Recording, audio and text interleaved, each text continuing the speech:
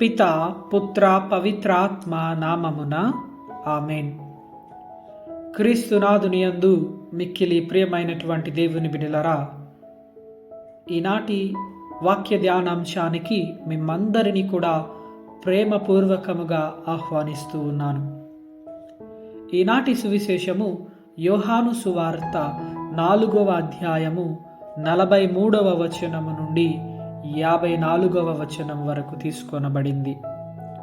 ప్రియ దేవుని బిడ్డలారా, ఈ యొక్క సువార్త ప్రకారము తన స్వస్థలమైనటువంటి నజరేతు ప్రజలు ప్రభువుని తిరస్కరించిన తరువాత యేసు ప్రభువు పాస్కా పండుగ కోసము యూదయాలోని యెరూషలేమునకు వస్తూ ఉన్నారు.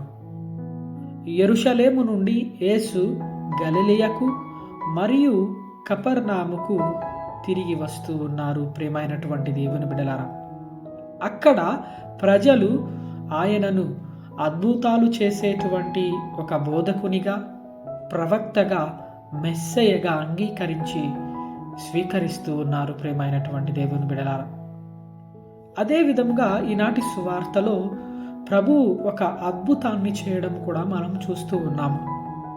ఆ యొక్క అద్భుతం ఏమిటి అంటే, నేటి సువార్తలో హేరోదు రాజు సభలో పనిచేస్తూ ఉన్నటువంటి ఒక అధికారి మరణావస్థలో ఉన్నటువంటి తన కుమారుని కొరకు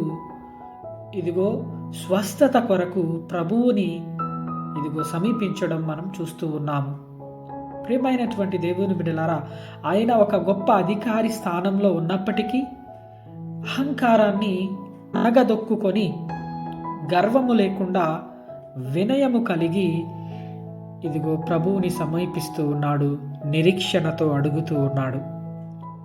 అది గమనించినటువంటి ప్రభువు ఆయనతో అంటూ ఉన్నాడు, నీవు వెళ్ళు, నీ కుమారుడు బ్రతుకుతాడు అని ఒక మాట చెప్పగానే అదే టయానికి అక్కడ మరణావస్థలో ఉన్నటువంటి ఆ యొక్క కుమారుడు స్వస్థత పొందిన తరువాత ఆ యొక్క అధికారి తన కుటుంబము, తన పనివారము మొత్తము కూడా యేసుని నమ్మి మెస్సయ్యగా స్వీకరిస్తూ ఉన్నారు. ప్రియమైనటువంటి దేవుని బిడ్డలారా, కాబట్టి ఈనాడు మనందరం కూడా ప్రియమైనటువంటి దేవుని బిడ్డలారా, మన జీవితంలో నిజమైన వినయము, విశ్వాసము, హృదయపూర్వక ప్రార్థనతో ఆ ప్రభువుని మనము సమీపిస్తే స్వస్థత అనేది తప్పకుండా మన జీవితాల్లో కూడా లభిస్తూ ఉంది.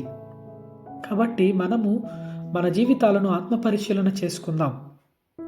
ఎలా మనము అడుగుతూ ఉన్నాం? వినయముతో, విశ్వాసముతో, హృదయపూర్వకమైనటువంటి ప్రార్థనతో అడుగుతూ ఉన్నామా? ఆలోచన చేసుకుందాం. ప్రియమైనటువంటి దేవుని బిడ్డలారా, కొన్నిసార్లు మనకు తక్షణమే మన ప్రార్థనకు సమాధానము రాకపోవచ్చు, స్వస్థతలు రాకపోవచ్చు. కానీ ఏ ప్రార్థన కూడా తగిన సమాధానము లేకుండా వృధా పోదు. ప్రతి ప్రార్థనకు దేవుని చిత్త ప్రకారము సమాధానము లభిస్తుంది అని మనము విశ్వసిస్తే, ఆ విశ్వాసముతో ఆయనను సమీపించి అడిగితే అది ఏ స్వస్థత అయినా కానీ మనకు తప్పకుండా దూరంగా ఉన్నగానే ఏ విధంగా ఈనాడు స్వస్థత పరిచాడో అదే స్వస్థత మనకు కూడా మన జీవితాల్లో లభిస్తూ ఉంది. ప్రియమైనటువంటి దేవుని బిడ్డలారా, కాబట్టి ఈ తపస్కాలంలో ఉన్నటువంటి మనందరము కూడా మన జీవితాలను, మన హృదయాలను ఆత్మపరిశీలన చేసుకుంటూ వినయముతో, విశ్వాసముతో, హృదయపూర్వక ప్రార్థనతో మనలో ఉన్నటువంటి అహంకారాన్ని, అహంభావాన్ని, గర్వాన్ని తీసివేసుకొని ప్రభు చెంతకు వద్దాం. అద్భుతాలను, స్వస్థతలను మన జీవితాల్లో కూడా చవి చూద్దాం. ఆమేన్.